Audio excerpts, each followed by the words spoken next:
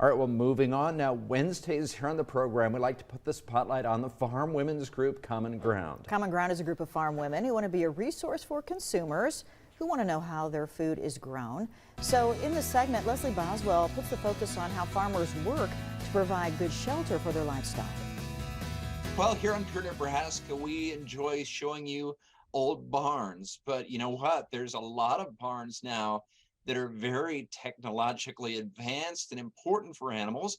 Joining me now with more on this is Leslie Boswell with Common Ground. Leslie, it's good to see you today. It's good to be with you, John. Tell us a little more about animal housing. There's a lot of questions about keeping animals in houses, but you have to understand the difference between the animals. Cattle and horses and sheep have the winter coat. They can stand it outside. They're designed for that. So that's not so much of a problem for them.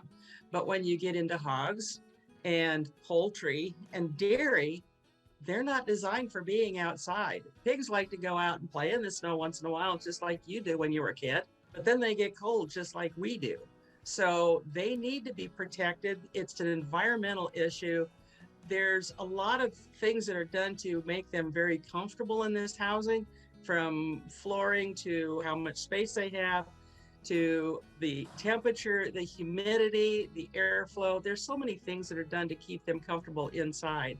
But if you can imagine midwinter when it's so cold outside and the wind's blowing, these animals will not be able to survive outside. So it really works better for them to stay in.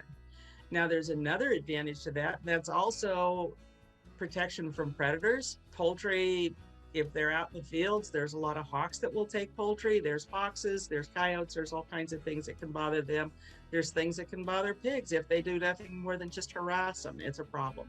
So they need to be protected from predators, and they also need to be protected from diseases. So really what consumers may want to know is, some of the animals may be in buildings, and yet that is really a way that producers are making sure the animals are safe and well cared for. That's exactly right. We're doing what's best for the animals, and that's by protecting them from the climate, protecting them from diseases, protecting them from predators, and making sure that they're comfortable in the area that they're in.